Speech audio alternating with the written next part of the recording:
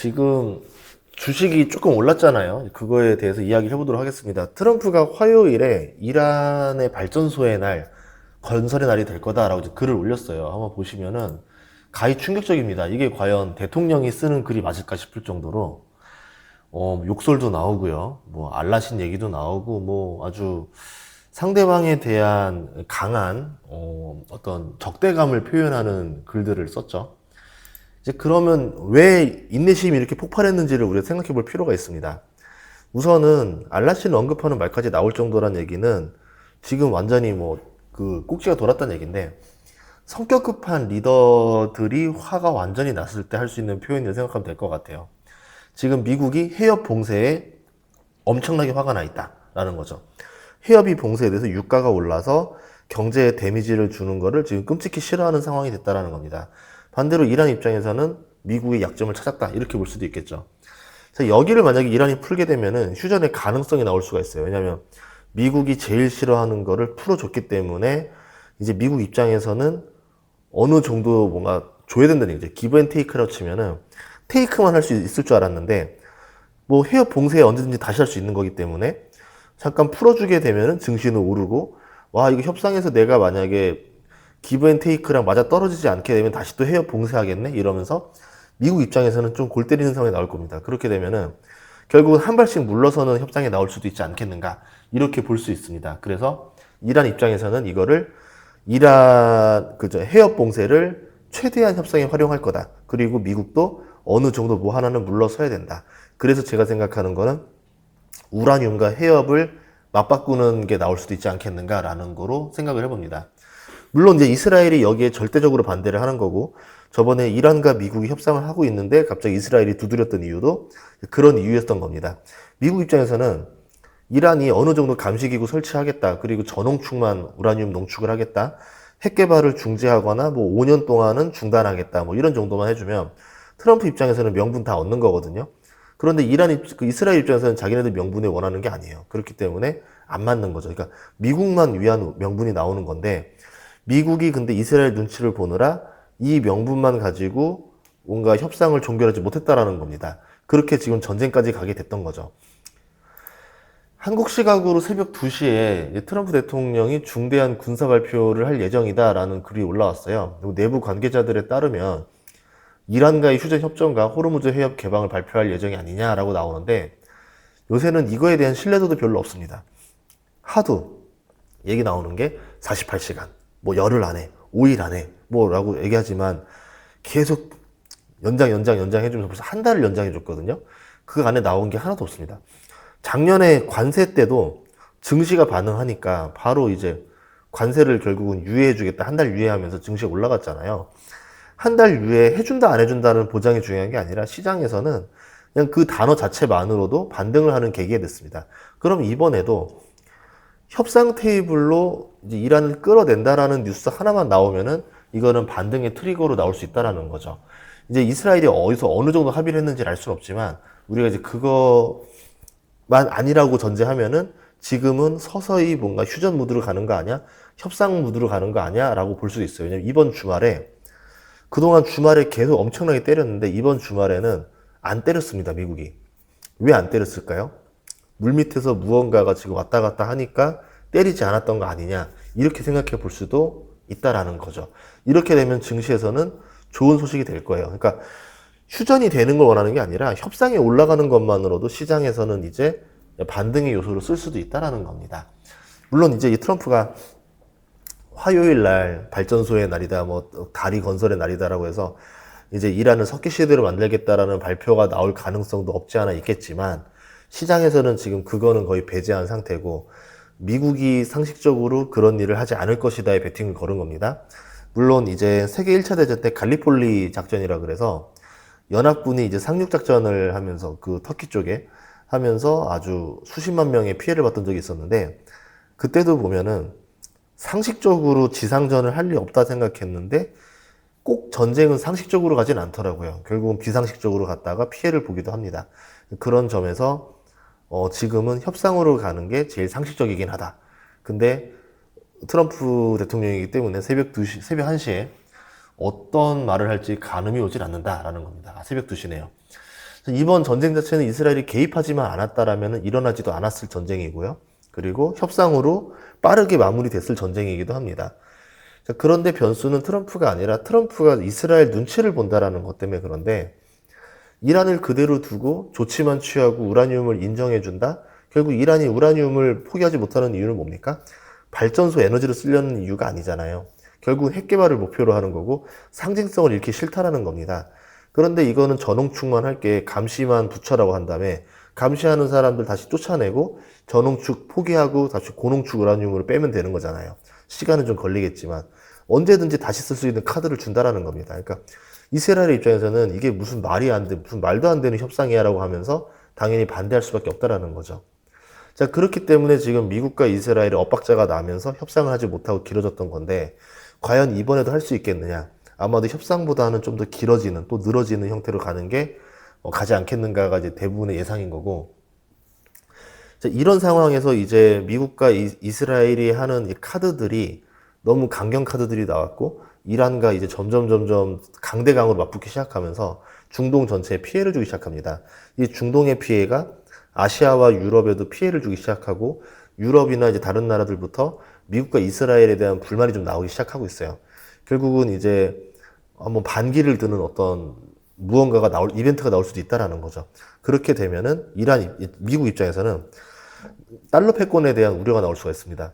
지금은 이제 이 달러를 단단하게 지키는 원유의 모든 거래를 달러로만 하는, 그러니까 중동에서의 강한 지배력을 보여줬는데, 이제 서서히 이 강한 지배력에 대한 불신과 뭔가 실망, 그리고 우리도 딴 주머니를 차야 되겠다라는 생각이 날 수 있다라는 거죠. 이렇게 되면은 달러 패권에 대해서 좀 우려되는 것들이 있고, 이렇게 됐을 때 위안화를 쓸게요란 말은 할 수 없겠지만, 스테이블 코인을 쓰겠다, 또는 뭐 비트코인을 쓰겠다, 뭔가 이제 그 원유 거래에서 다른 것들이 나올 가능성도 염두에 둬야 됩니다. 그렇게 되면은 또 어떤 자산이 떠오르게 될지도 지켜볼 수 있겠죠. 만약에 어쨌든 오늘 협상한다는 뉴스가 나오게 되면은 시장은 휴전을 향하게 될 겁니다. 그렇게 되고요. 러우전에서 이런 양상을 보이면서 증시가 결국은 이런 전쟁의 영향을 안 받게 됐어요. 결국은 그냥 시장의 영향대로만 갔었습니다.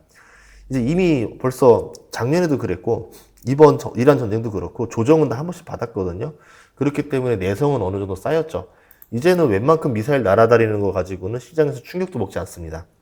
자, 이제는 다른 소재와 다른 이벤트로 증시가 움직이는 상황이 될 건데, 우선은 이런 상황에서 이란이 테이블 위로 나온다? 그렇게 되면은 증시의 반등 타이밍이라 봐야 되겠죠. 아마 휴전하면 투자할 거야 라고 생각하시는 분들이 한 박자 늦을 수도 있을 거예요. 만약에 협상 테이블로 나와서 협상 중이라는 뉴스가 반등의 시작점이 될 수도 있다라고도 생각을 합니다.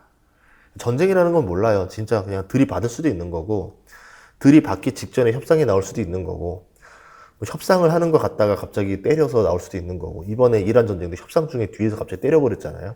그런 것처럼 어떻게 나갈지 알 수가 없는 겁니다.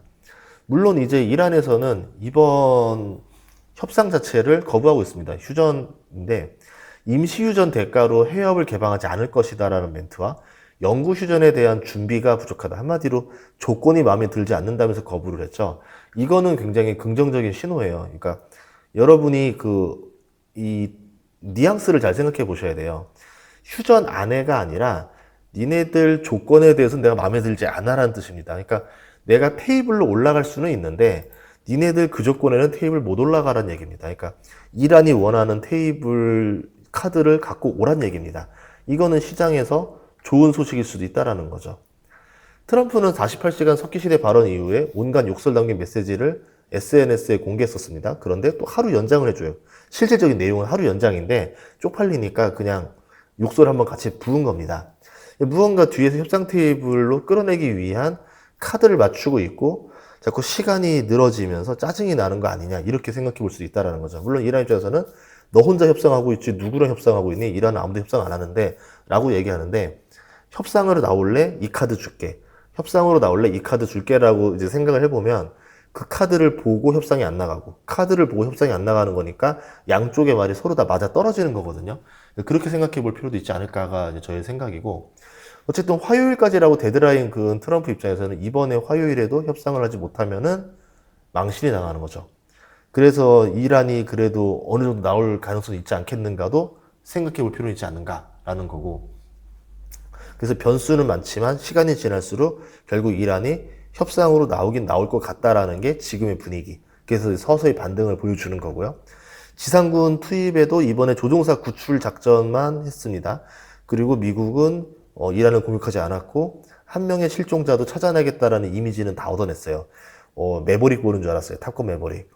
되게 멋지더라고요. 그래서 굳이 들어가지 않아도 되는 상황까지 만들어 놨습니다. 이제 어느 정도 체면은 칠해를 했다라는 거죠. 이제 그게 1번이고, 만약에 지상전을 하게 되면은 모든 걸 걸고 들어가야 되는데 미국의 부담감이 너무 커요. 그리고 지상전 같은 큰 전쟁을 하려면 명분이 필요하고요. 이길 확률이 중요합니다. 근데 지금 둘 다 부족해요. 명분은 뭐냐면 협상에 노력했다라는 명분이 필요합니다. 그리고 두 번째는 대원들의 복수라는 명분이 필요해요. 근데 지금은 굳이 그 두 명분 자체가 강한 건 아니에요. 그리고 또 하나는 이길 확률인데 전략이 필요합니다. 확실하게 이길 수 있는 전략이 필요한데 내부자에서 뭔가 나올 수 있는 봉기들, 내부의 반란들, 그리고 이란 혁명 수비대 간의 갈등, 뭐 쿠데타 이런 것들이 나올 수 있다면은 미국 입장에서 훨씬 더 유리한 조건이 나오겠죠.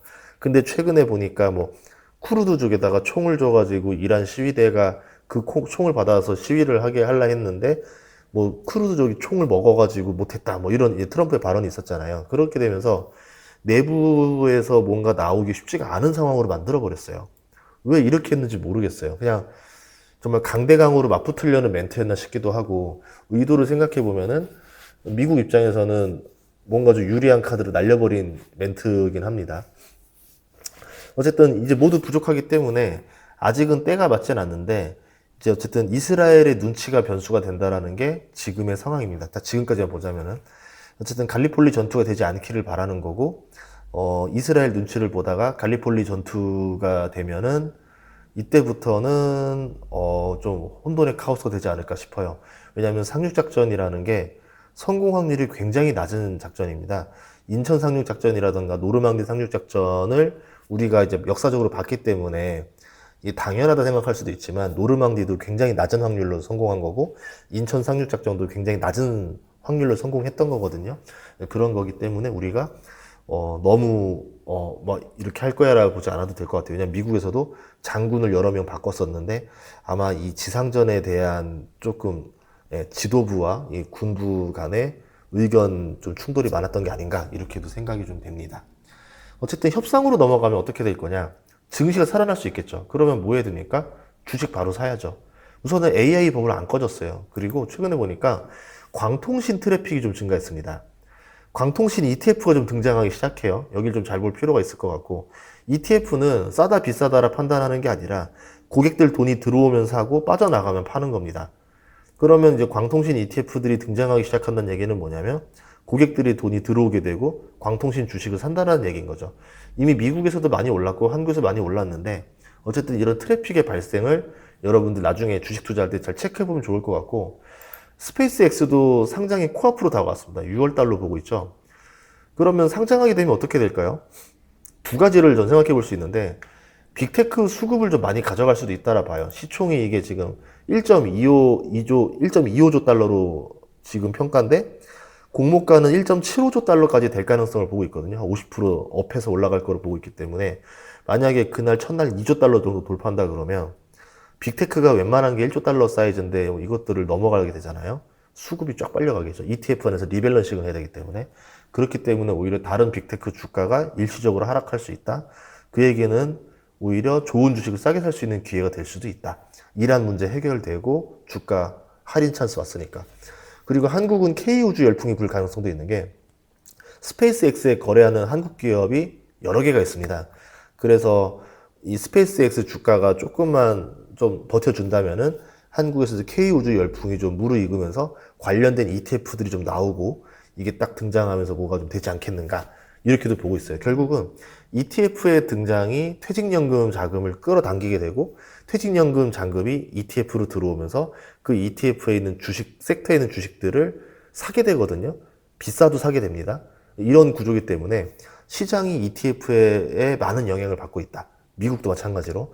그래서 ETF가 어떻게 트렌드를 알려주고 있는지를 여러분이 잘 지켜볼 필요도 있지 않을까라고 생각을 합니다. 이런 식으로 주식 투자에 대한 저의 생각들인 거고 여러분이 여러분 투자할 때 참고가 되면 좋을 것 같습니다. 다음 시간에도 좋은 정보로 찾아뵙겠습니다. 구독과 좋아요, 알림 설정 부탁드릴게요. 고맙습니다.